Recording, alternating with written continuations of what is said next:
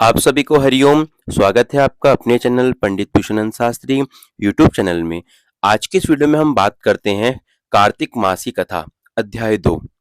जो कुछ कहूंगा शास्त्रीय प्रमाण के साथ कहूंगा। आप विश्वास मेरे ऊपर नहीं, आप विश्वास शास्त्रीय प्रमाण के ऊपर करिएगा।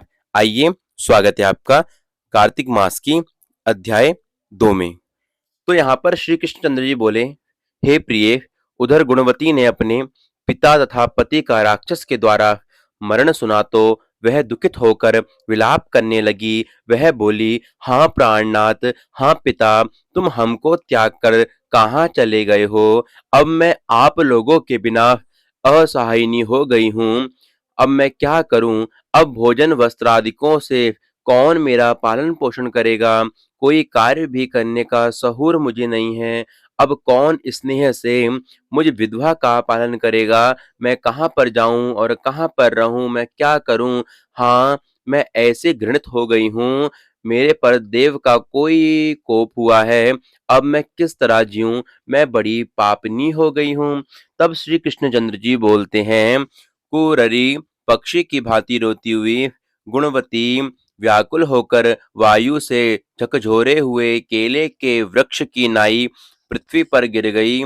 बहुत देर के बाद होश में आई तो फिर बहुत विलाप कर दुख से विकल होती हुई शोक सागर में वह डूब गई। तदंतर अपने घर की अनेक वस्तुएं बेचकर उसने बड़ी सावधानियों के साथ यथाविधि पिता पति का श्राद्ध आदि कर्म किया और विष्णु भगवान की भक्ति में रत होकर वह शुद्ध और शांत भाव से इंद्रियों को वश में कर कर उसे पुरी में रहने लगी। जन्म से मरण पर्यंत वह एकादशी तथा कार्तिक के व्रत को विधिवत रूप से करती थी। हे प्रिय, ये दोनों व्रत भुक्ति मुक्ति अथवा पुत्र संपत्ति देने वाले तथा पवित्र और हमको अत्यंत प्रिय हैं।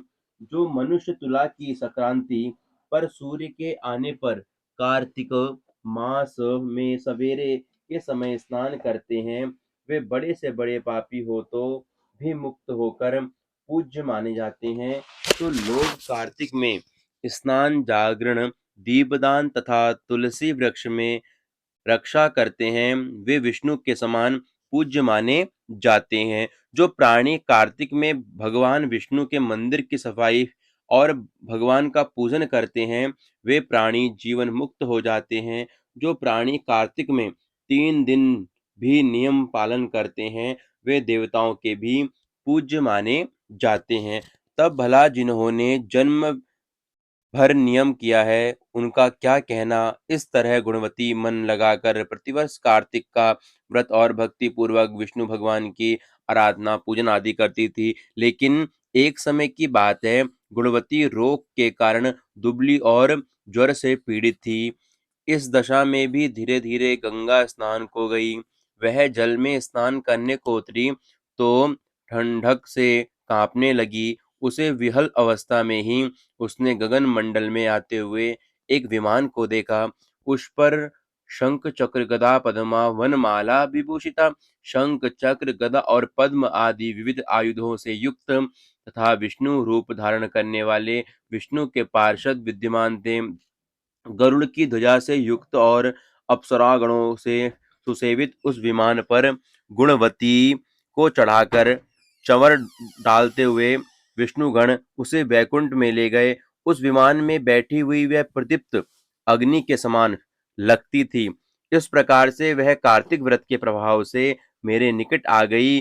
बहुत समय बाद जब ब्रह्मादि देवताओं की प्रार्थना से मैं इस लोक में आया, तब मेरे साथ मेरे गण भी आए। हे भामिनी, ये सभी यादव मेरे गण हैं। देव शर्मा विप्र जो उस जन्म में तुम्हारे पिता थे, वह इस जन्म में सत्राजित यादव हुआ है और उस जन्म के तुम्हारे पति चंद्र शर्मा अक्रूर हुए हैं। तू वही दुखिया गुणवती है। उस जन्म के कार्तिक व्रत के पुण्य से मुझे तुम अत्यंत प्यारी हो। उस समय मेरे मंदिर के द्वार पर जो तुमने तुलसी का बगीचा लगाया था, उसके पुण्य से आज तुम्हारे घर कल्प वृक्ष सुशोभित है। तुमने जो पूर्व जन्म में कार्तिक मास में दीपदान किया था, उसी पुण्य में इस समय देह में शोभा है और तुम्हारे घर में लक्ष्मी आदि का वास है।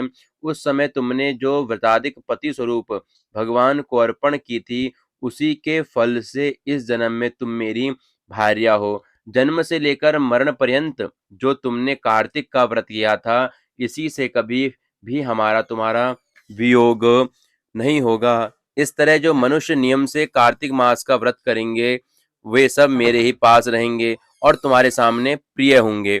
नाना प्रकार के यज्ञ, दान, व्रत और तथा जप करने वाले प्राणी को जो फल प्राप्त होता है, वह कार्तिक व्रत का षोडशांश भी होता है। अपने पूर्व जन्मों के पुण्य के प्रभाव का वृतांत सुनकर जब सत्यभामा बहुत प्रसन्न हुई और संसार के आदि कारण स्वरूप भगवान श्री कृष्ण को प्रणाम करती है।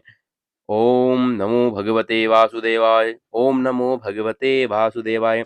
मैं आशा करता हूँ आपको यह कार्तिक मास की कथा का अध्याय द्वितीय बहुत पसंद आया होगा। तो इसलिए जितना हो सके तो आप भी इस कार्तिक मास में व्रत आदि करें, दीपदान करें, तुलसी की सेवा करें, तुलसी की पूजा करें और भगवान नारायण की पूजा करें और शालिग्राम की पूजा करें। मैं आशा करता हूँ अगर आपको यह वीडियो पसंद आए तो प्लीज़ इस वीडियो को लाइक, कमेंट एंड शेयर अवश्य करिएगा। यदि आप मुझसे जुड़ना चाहते हैं तो मुझे आप इंस्टाग्राम में फॉलो कर सकते हैं। धन्यवाद।